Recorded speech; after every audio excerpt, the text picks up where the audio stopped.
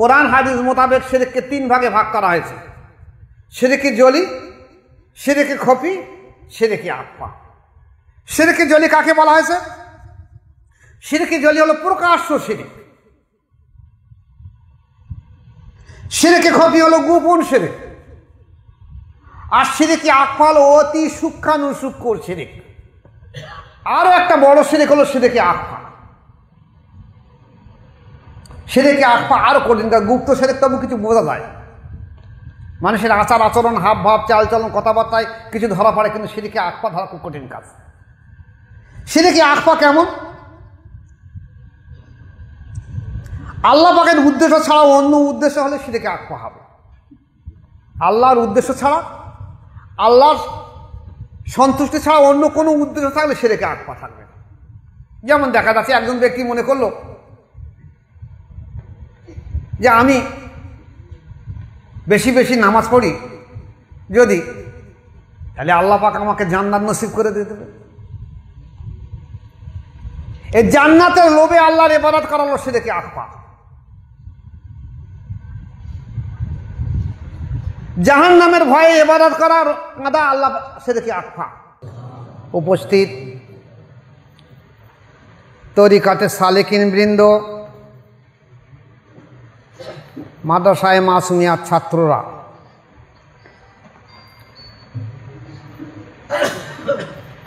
মাসিক খানকা শরীফ,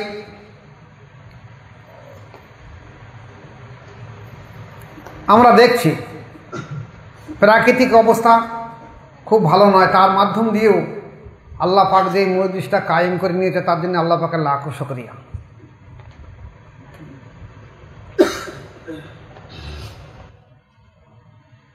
আজকের আসুন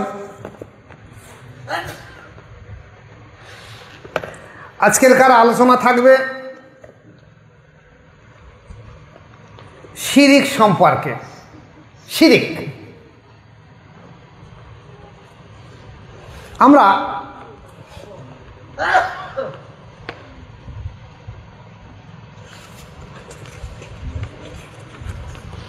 প্রায় আলেম ওলামাদের কাছে, মাদ্রাসা, মসজিদ, খানকা, জলসা আলোচনা শুনেছি যে আল্লাহ পাক শিরকের গুনাহ ছাড়া সমস্ত গুনাহ মাফ করে দেবে, এবং সেখানে সেই মজলিসে শিরক সম্পর্কে ওলামায়ে দ্বীন এমন কথা বলেছে যে শিরক ওকে বলা হবে মূর্তি পুজো না করা, গাছপালার পুজো না করা, সূর্যের পুজো না করা।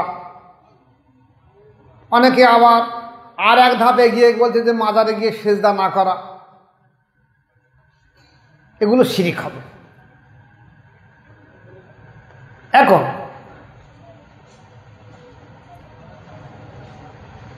এই যে শিরক, এই শিরক তো ওলামাদের কাছে আমার শোনার দরকার নেই।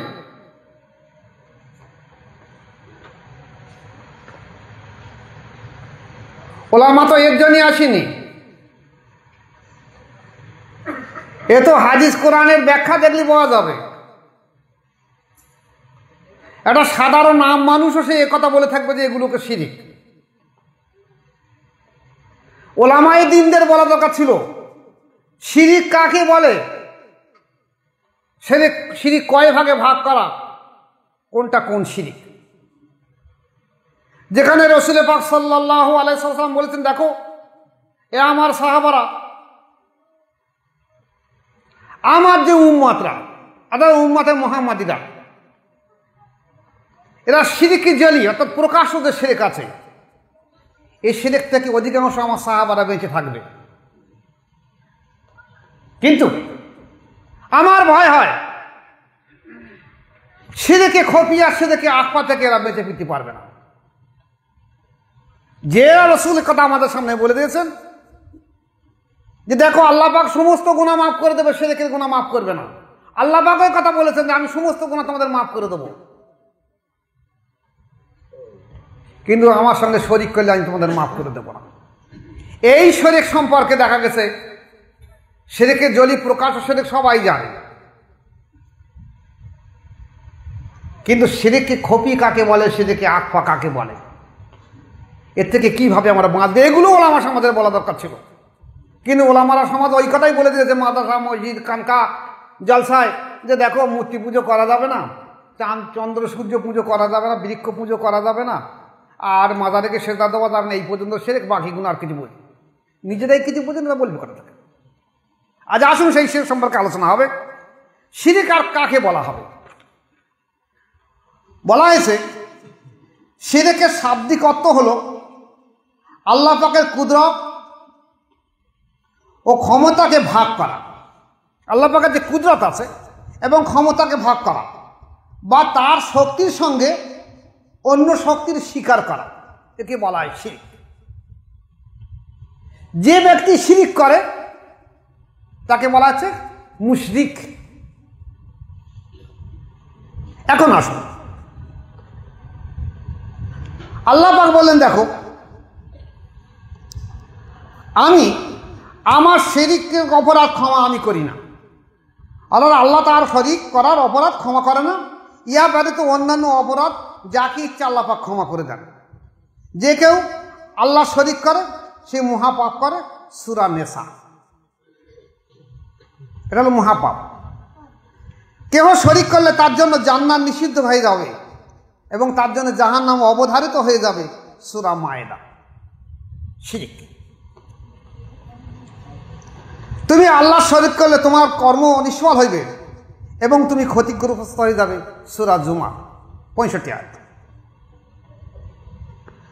তোমাদের যাহা নিষেধ করা হয়েছে তার মধ্যে যাহা গুরুতর তাহা বিরত থাকিলে লঘুতর পাপগুলি মোচন করিব ও সম্মানজনক স্থানে দাখিল করিব। সূরা নেসা 31 নম্বর আয়াত।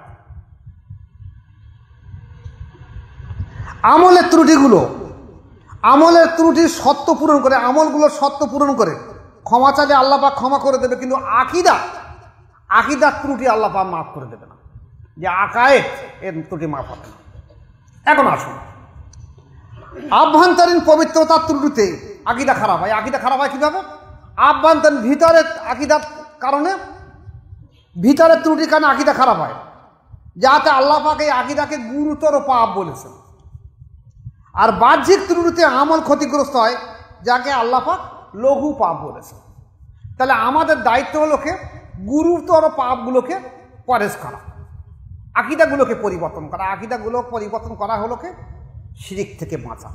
এই শিরককে কোরআন হাদিস মোতাবেক শিরককে 3 ভাগে ভাগ করা হয়েছে: শিরকে জলি, শিরকে খফি, শিরকে আকফা। শিরকে জলি কাকে বলা হয়েছে? শিরকে জলি হলো প্রকাশ্য শিরক, শিরকে খফি হলো গোপন শিরক, আর শিরকে আকফা হলো অতি সূক্ষ্মাণুসূক্ষ্ম শিরক।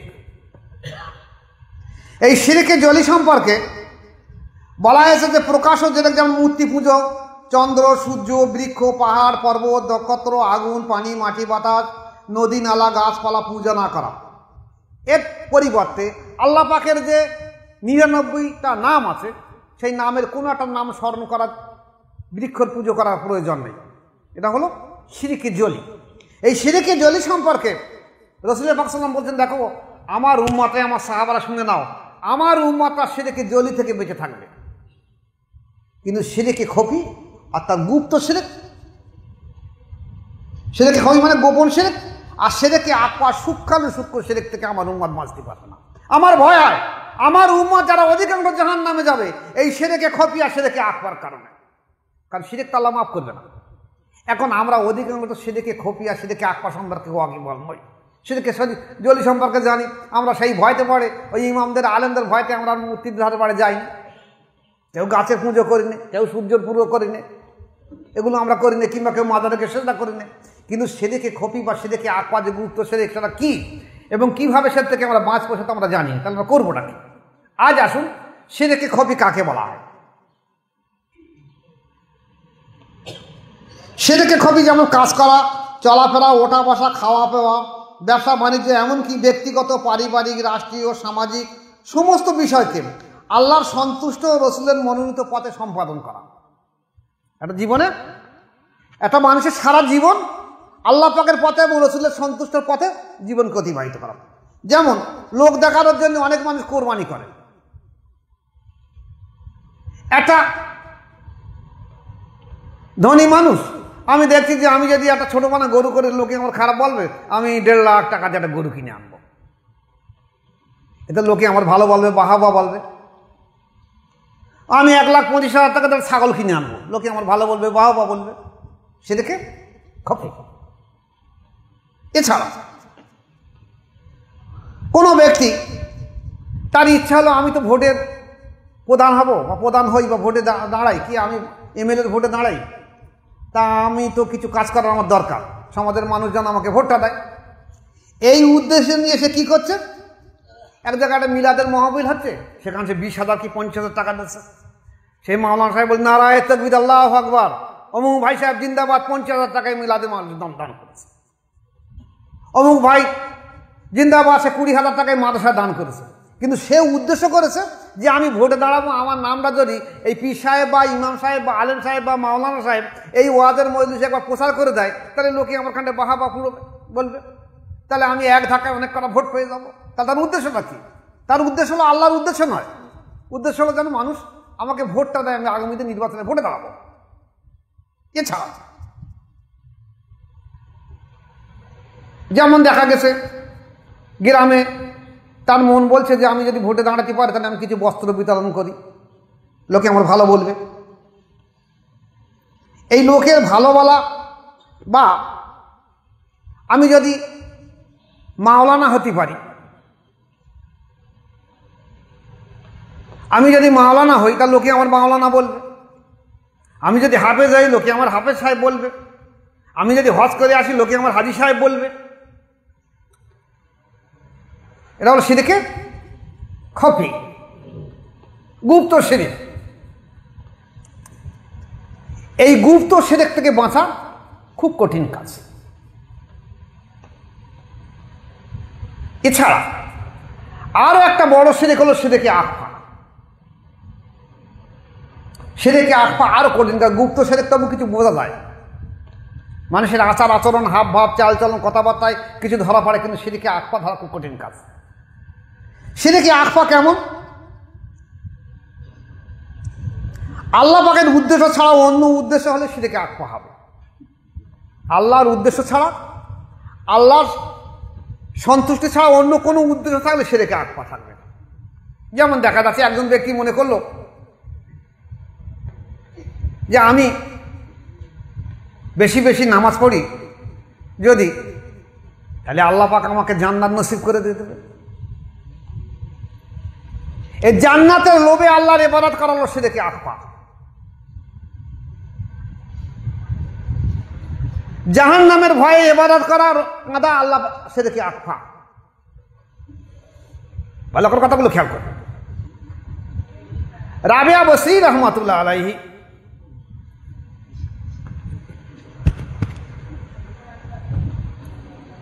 একদিন এক হাতে একটা মশাল নিয়েছে ধরিয়ে, আর এক হাতে একটা হাতুড়ি নিয়েছে, নিয়ে আল্লাহর প্রেমে উন্মত্ততায় ছুটছে। সেই পিরিয়ড হলো তাসাউফির পিরিয়ড, আমাদের মতন ভণ্ডামির পিরিয়ড নয়। তখন প্রতিটা মানুষ তাসাউফি করত। জিজ্ঞাসা করছে রাবিয়া বসরি কোথায় যাচ্ছ? বলছে আমি কাবা ঘরটাকে পুড়িয়ে দিতে যাচ্ছি। মানুষ এই কাবা ঘরের ইবাদত করছে, কাবার মালিকের ইবাদত করছে। এই হাতুড়ি নিয়ে আমি জান্নাতটাকে ভেঙে চুরমার করে দিয়ে দেবো, আর নয় কাবা ঘর ধরিয়ে দেবো, আর জান্নাত আমি পুড়িয়ে দিয়ে দেবো। তাহলে মানুষ আল্লাহর ইবাদত করবে। কার ইবাদত? আল্লাহর ইবাদত করবে। আল্লাহ আল্লাহ কষ্ট করিয়া এই শিরকে আকফার জন্য যে আজ আমরা এখানে যে উপস্থিত হয়েছি, আমরা শিরকে আকফা থেকে বাঁচার জন্য আমরা এখানে উপস্থিত হয়েছি। আসুন, রাসূল পাক সাল্লাল্লাহু আলাইহি ওয়াসাল্লাম জামানায় দুই সম্প্রদায়ের মুসলমান ছিল। এক সম্প্রদায়ের মানুষকে আল্লাহ রাসূল সাল্লাল্লাহু আলাইহি ওয়াসাল্লাম বলতেন, দেখো তুমি বায়াত হয়েছো, তুমি তোমার গ্রামে ফিরে যাও, কাউকে প্রকাশ করবে না যে আমি কলেমা স্বীকার করেছি, কারণ মানুষ তোমাকে জুলুম অত্যাচার করবে। আমি ইসলাম নূতন এসো, গোবর হয়ে যাও, সৎ কাজ করো, নামাজের হুকুম থাকে তা নামাজ পড়ো, মদ খেও না, বেলেল্লা পান করো না, সৎভাবে জীবন যাপন করো, চলে যাও, এবং এইটা সমাজের সামনে আস্তে পড়বে, তবে তুমি প্রকাশ করবে না যে আমি অমুক জায়গায় বাদ গ্রহণ করেছি।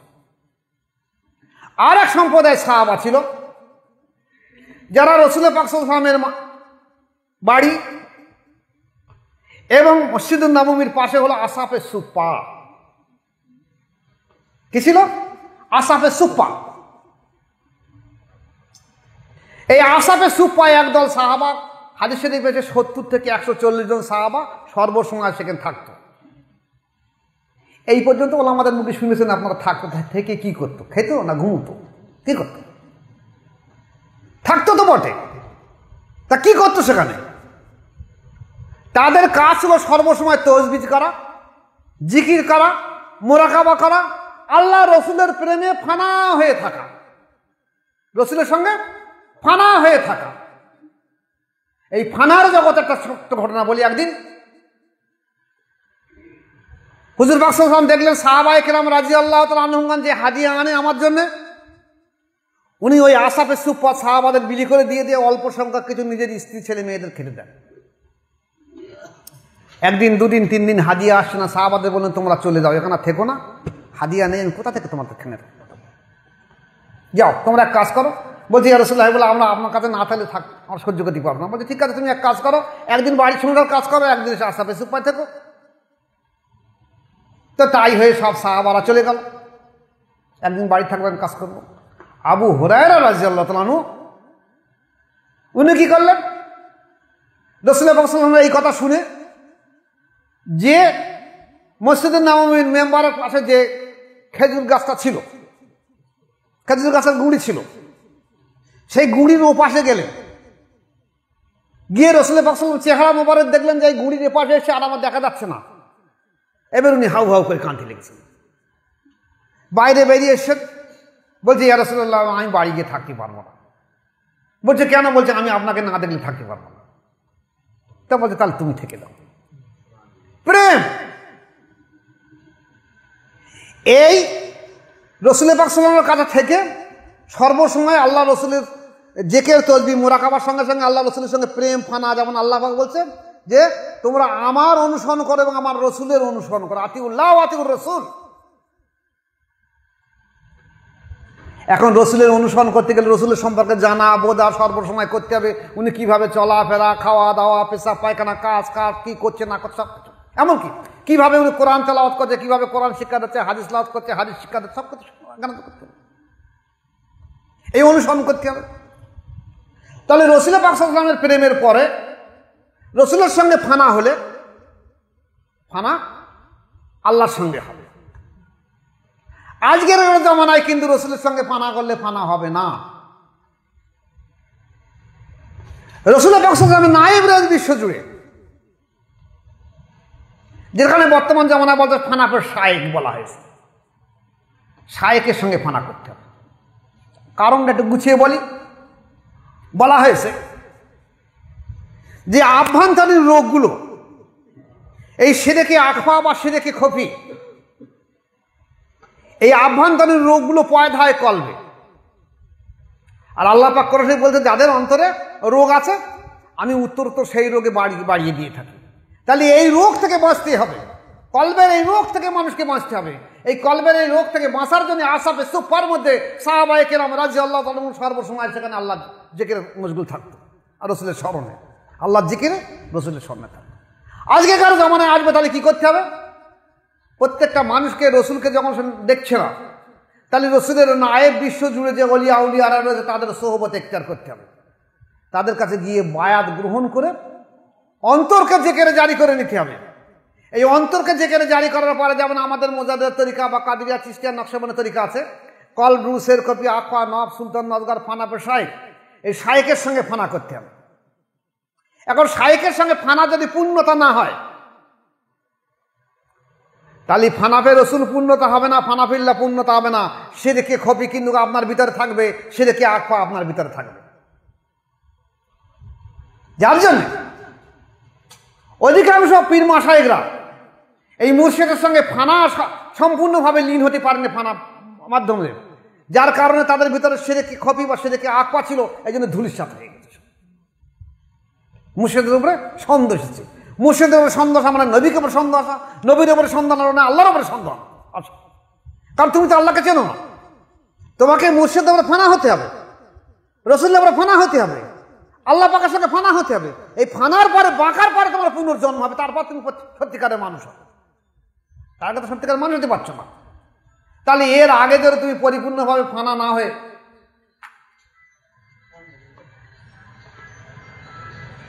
পূর্ণ ফানা যদি তোমার ভিতরে না আসে, তাহলে জীবনে পূর্ণ বাঁকা তোমার আসবে না। তাই তো আল্লাহ পাক বলেছেন কি, বলো আমার নামাজ, আমার কোরআন, আমার জীবন, আমার মৃত্যু, আমার কোরবান, আমার জীবন, আমার মৃত্যু সমস্ত আল্লাহ পাক তোমার উদ্দেশ্যে। ইন্না সালাতা, কি বলা হয়েছে, ইন্না সালাতা ওয়া নুসুকি ওয়া মাহইয়া ওয়া মামাতি লিল্লাহি রাব্বিল আলামিন। তাহলে যেখানে বলা হয়েছে আল্লাহ পাক বলছেন কি, বিসমিল্লাহির রহমানির রহিম, ইয়া আইয়ুহাল্লাযিনা আমানুত্তাকুল্লাহা ওয়াবতাগু ইলাইহিল ওয়াসিলা, ইয়া আইয়ুহাল্লাযিনা আমানুত্তাকুল্লাহা হাক্কা তুকাতিহি ওয়ালা তামুতুন্না ইল্লা ওয়া আনতুম মুসলিমুন। এই ঈমানদাররা, তোমরা আমাকে ভয় করো, ভয় করার মতন করো, আর তোমরা সত্যিকারের পরিপূর্ণ মুসলমান, পরিপূর্ণ আত্মসমর্পণকারী না হয়ে জীবনে মরো না। এখন এই পরিপূর্ণ আত্মসমর্পণকারী আসতে গেলে, পরিপূর্ণ আত্মসমর্পণকারী আপনাকে আসতে গেলে আপনাকে কিন্তু এই আসতে হবে যে ফানার জগতে আসতে হবে। ফানার জগৎ না আসলে বাঁকার জগৎ আসবে না, বাঁকার জগৎ না আসলে আপনি জীবনে পরিপূর্ণ আত্মসমর্পণকারী হবেন না। তাই বলা হয়েছে যে আমল সমূহ একমাত্র নিয়তের জন্য নির্ভর করে, আর নিয়ত অন্তর থেকে তৈরি হয়। তাই যার অন্তর শুদ্ধ সুস্থ নেই, তার জিন্দেগি কোনো আমল আল্লাহর দরবারে কবুল হবে না। যার অন্তর শুদ্ধ সুস্থ নেই, সে সেরেকে খপিয়া সেরেকে আকফা থেকে জীবনে মুক্ত হতে পারবে না। অথচ আমরা আজ ওলামায়ে সমাজ আমরা বলছি কি, যে আমাদের অন্তরের প্রয়োজন নেই, আমরা সরাসরি আল্লাহ পাকের কাছে চাবো, আল্লাহ আমাদের ফয়সালা করে দেবে। এরা শিরিক সম্পর্কে কোনো ওয়াকিবল নাই। এরা সেরেকে এইটা বুঝেছে যে ওই মাজারগুলো ভেঙে দিলে বোধহয় সেরেক থেকে মুক্ত হয়ে যাবে, সেরেকে আকফা সেরেকে খপি কোথায় যাবে? যারাই মাজার ভেঙেছে বাংলাদেশে অঢেল মাজার ভেঙে দিয়ে গেছে। আমি ইউটিউবের মাধ্যম দিয়ে তাদেরকে বলছি, আপনারা বুকে হাত দিয়ে বলুন যে সেরেকে খপি আর সেরেকে আকফা থেকে আমরা বেঁচে আছি। যদি না বেঁচে থাকেন তাহলে আপনারা বেশাক জাহান্নামে যাবেন। আপনি মাজার ভাঙছেন, আপনার ভিতরে তো অন্তরে নোংরা রয়েছে, অন্তরে তো মাজার রয়ে গেছে। আপনার খারাপিয়াত তো অন্তরে রয়েছে, শিরিক অন্তরে রয়েছে। আপনি আপনার অন্তর সংশোধন না করে ওই একজন আল্লাহর ওলির মাজার ভাঙতে যাচ্ছেন কেন?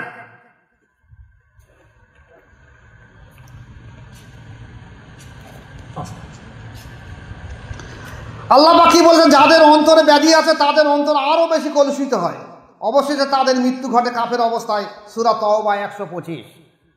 যার অন্তরে রোগ আছে আরো বেশি অন্তরের রোগ বেড়ে উঠবে এবং তারা মারা যাবে কাফের অবস্থায়। তাহলে অন্তর কেমন মূল্যবান জিনিস। এখানে মুজাদ্দিদ আল-ফিসানি রহমাতুল্লাহ আলাইহি এবং মাওলানা রুমি রহমাতুল্লাহ আলাইহি উভয়ে একই কথা বলেছেন। দেখো, বায়াতের মাধ্যম ছাড়া অন্তরের রোগ জীবনে দূর হবে না, আর অন্তরের রোগ দূর না হলে জীবনে কোনো সময় তুমি শিরিক থেকে মুক্ত হতে পারবে না।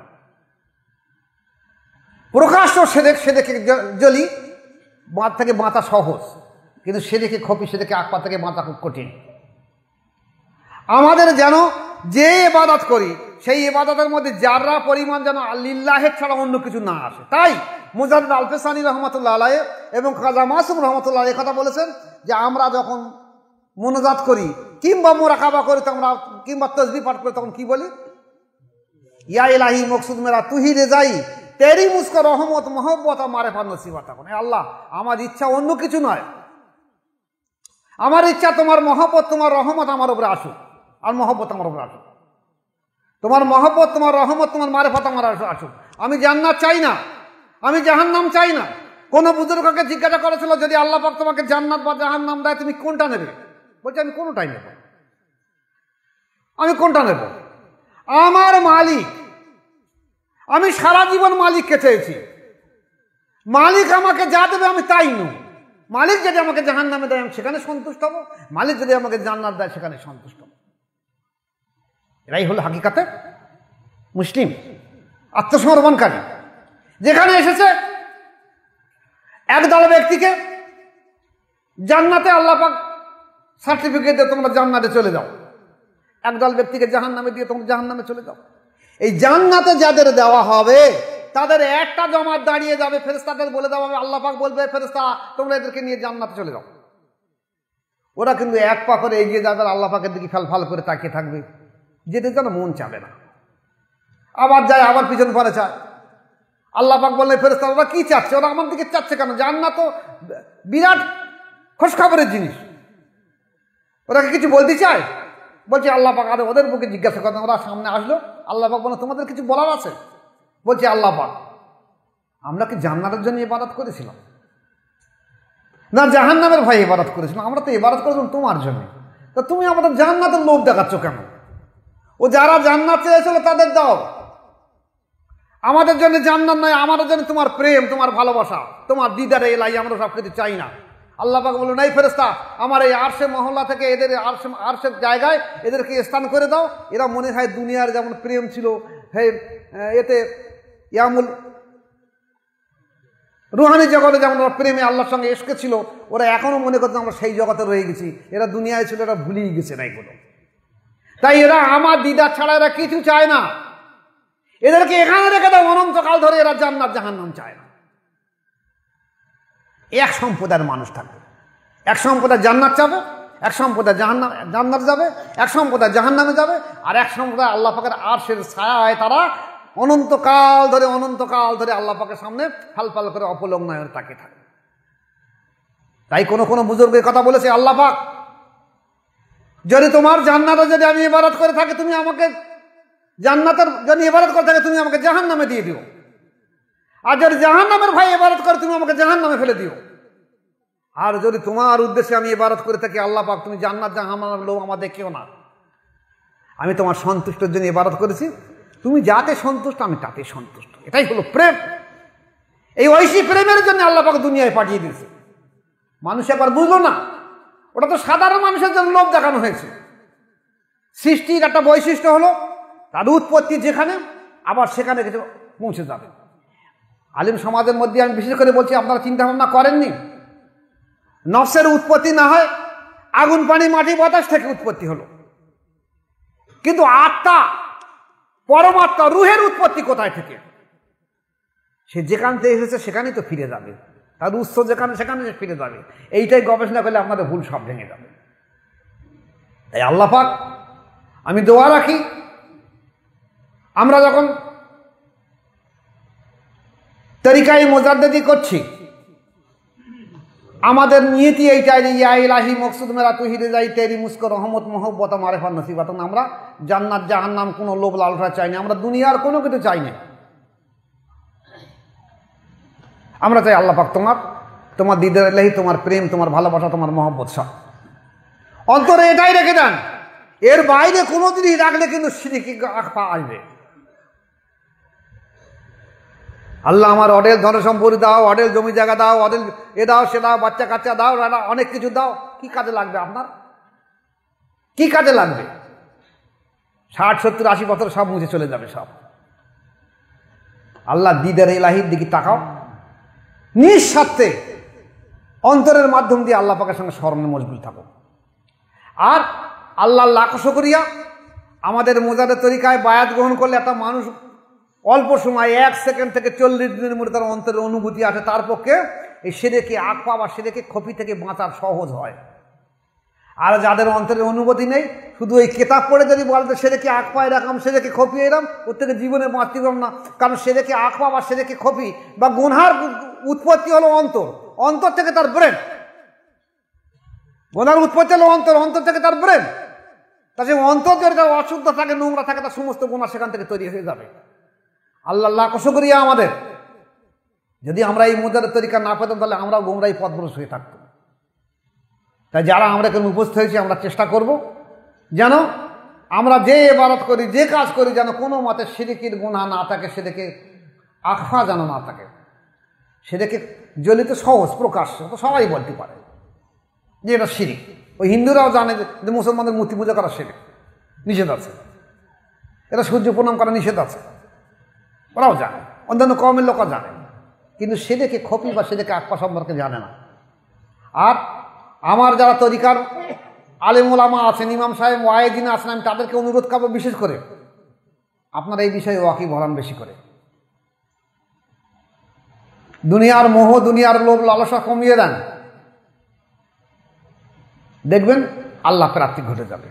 আপনাদের দায়িত্ব রয়েছে নবীওয়ালা কাজ আপনারা করবেন, নবীর ওয়ারিস আপনারা, আল ওলামা ওয়ারাসাতুল আম্বিয়া, আপনারা নবীর ওয়ারিস। আপনাদের এই অবস্থা ঘটবে কেন? আপনারা মসজিদে ইমামতি করবেন, সারা দুনিয়ার মানুষের বাড়ি খাবেন কেন? আপনারা মসজিদে ইমামতি করবেন, যে যা পয়সা দেয় নেবেন কেন? সুদখোর, ঘুষখোর, মদখোর, তালিকার পয়সা নেবেন কেন? তাহলে তো আপনার অন্তর মরে যাবে, আর অন্তর মরে যাওয়া মানে সেটাকে খপি বা সেটাকে আখপা থেকে আপনি জীবনভর বাঁচতে পারবেন না। সাবধান হয়ে যান। যদি ইমান বাঁচাতে চান, ইমান নিয়ে দুনিয়া থেকে বিদায় নিতে চান, আল্লাহর প্রিয় হতে চান, আল্লাহ পাকের সঙ্গে দিদার ইলাহি করতে চান, আল্লাহ পাকের সঙ্গে ফানা বাঁকা করতে চান, তাহলে অন্তত ফিরে আসুন সৎ পথে, অন্তরের সঙ্গে সম্পর্ক রাখুন। আল্লাহ পাক আমাদেরকে এর উপর আমল করার তৌফিক দিক। আমা আলাইনা ইল্লাল বালাগ। আসসালামু আলাইকুম ওয়া রাহমাতুল্লাহি ওয়া বারাকাতুহু।